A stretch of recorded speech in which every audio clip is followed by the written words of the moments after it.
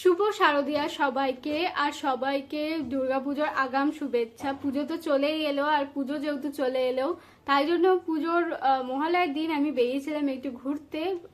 আর কি কি করেছি অবশ্যই তোমরা শর্ট ভিডিওতে দেখে নিয়েছো।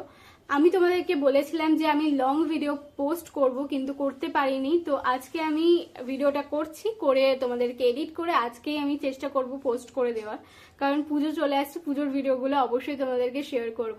তো তাই জন্য তো আজকে যেই ভিডিওটা আমি তোমাদেরকে শেয়ার করছি, এটা আমি মহালয়ার দিন তুলে রেখেছিলাম, যে ভিডিওগুলো আমি তোমাদের সাথে শেয়ার করব। তো এতটাই মানে আওয়াজ হচ্ছিল বাইরে, তো ঠিক করে কথা বলতে পারছিলাম না। তো আজকে আমি তোমাদেরকে মানে নিয়ে চলে এসেছি একটু কথা শেয়ার করে ভিডিওটা এন্ড করার জন্য। তো ভিডিওটা চলো দেখে আসা যাক, তো তারপর ভিডিওটাকে এন্ড করে দেবো। তো হ্যালো এভরিওয়ান, কেমন আছো সবাই? আশা করছি খুব ভালো আছো, আর আমিও খুব ভালো আছি। Welcome back to my channel to new video. আর আজকের ভিডিওতে সবাইকে জানাই শুভ মহালয়া।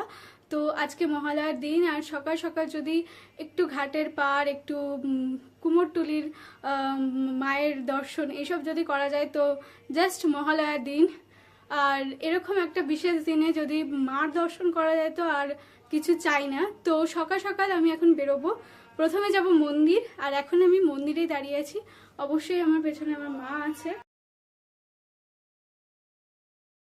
আর বাইরে এত আওয়াজ হয়, মানে কি বলবো, যখনই আমি কথা বলি তখনই আওয়াজ হয়। অবশ্যই এগুলো ইগনোর করো প্লিজ। তখন এত পরিমাণে আওয়াজ হচ্ছিল যে আমি ঠিকঠাক করে কথাও বলতে পারছিলাম না, আর প্রচণ্ড গরম লাগছিল। তো সকাল সকাল উঠেও গেছিলাম, আর তাড়াতাড়ি যেতে হবে বলে আমি ঠিকঠাক করে কথাও বলতে পারছিলাম না। প্রথমেই আমি আমার মাকে দর্শন করাচ্ছি, প্রথম দিন, ফার্স্ট দিন। তো মন্দিরে চলে এসেছি সকাল সকাল, আর এখন যাব আরেক মার কাছে, মানে মার কালীর কাছে একটা মন্দিরে যাব। তো সবকিছুই দেখাবো ভিডিওতে, ভিডিওটা লাস্ট অবধি দেখো। আই হোপ তোমাদের ভিডিওটা ভালো লাগবে, আর ভিডিওটা যেতে যেতে সবকিছুই তোমাদের সাথে শেয়ার করব। তো চল শুরু করা যাক আজকের ভিডিওটা। চলে এসেছি আর মন্দিরের সামনে, আর মন্দিরের সামনে থেকে মিষ্টি কিনে নিলাম মার জন্য, মাকে যেহেতু পুজো দেব। তো মিষ্টি কেনার পর চলে যাই মার কাছে। আর মন্দিরে ভিড় বেশি ছিল না, যেহেতু অমাবস্যা ছিল, বাট ভিড়টা কমই ছিল। সকাল সকাল গেছি বলে ভিড়টা একটু কম ছিল। আর এত তাড়াতাড়ি গেছি যে ভিড়টা ছিলই না বলতে গেলে। মাকে খুব ভালোভাবে আমরা দর্শন করতে পেরেছি। অন্য টাইমে এতটাই ভিড় থাকে যে ঠিকঠাক করে পুজোটাও অনেক দেরি হয়ে যায় দিতে, আর ঠিকঠাক করে মানে মাকে দর্শনও করতে পারি না। তো সকাল সকাল গেছি বলে মার সুন্দর এই মুখটা দেখতে পেলাম। তো তারপর আমার মা আবার ওখানে কেনাকাটা আরম্ভ করে দিয়েছে, ব্যাঙ্গেলস ফ্যাঙ্গেলস দেখছিল। তো সেখান থেকে আমরা যাই পালের বাড়ি, আর সেখানে কিছুই রেডি হয়নি। তো তারপর আমরা পাশে আরও অনেক কটা পালের বাড়ি ছিল, সেখানে যাই। হ্যালো, এখন যাচ্ছি ঠাকুর দেখতে, মানে ঠাকুর পুরো যেখানে ছিল সেখানে আদৌ রং হয়নি। আর এখন একটু ভেতরে যাচ্ছি, কারণ বাইরে ওই ঠাকুরগুলো রং হয়নি, ওই জন্য ছবিও তুলতে পারলাম না। আরও কিছু দেখি, এক্সপ্লোর করি, পাওয়া যায় কিনা দেখি। কেন অনেকটাই পুরনো জায়গা, পুরনো বাড়ি, পুরনো মসজিদ আছে এখানে। তো চলো যাওয়া যাক। মহালয়ার দিন সকালে আমি এত সুন্দর মানে মায়ের মুখ দর্শন করতে পারবো আমি ভাবিনি।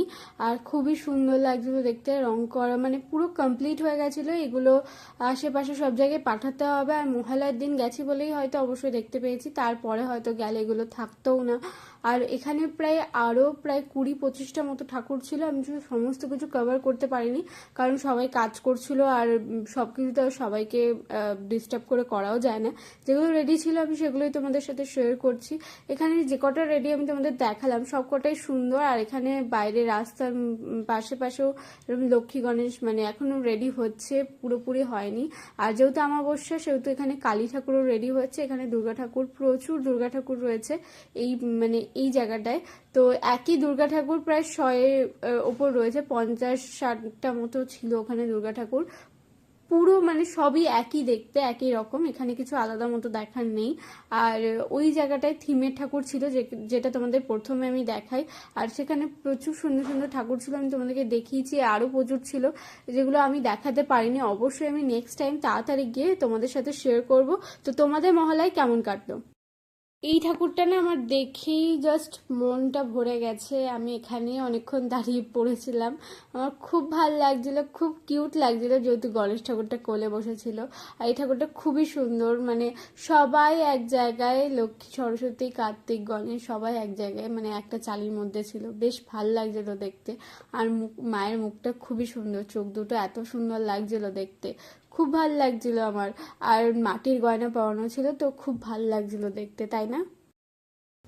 তো গাইস, তোমাদের ভিডিওটা কেমন লেগেছে অবশ্যই জানিও। আর আওয়াজ তো হতেই থাকবে, প্লিজ ইগনোর করে দিও। তো যাই হোক, দেখা হচ্ছে পুজোতে, আর পুজোতে কি প্ল্যান অবশ্যই কমেন্টে জানিও। তো দেখা হচ্ছে নেক্সট ভিডিওতে, বাই বাই।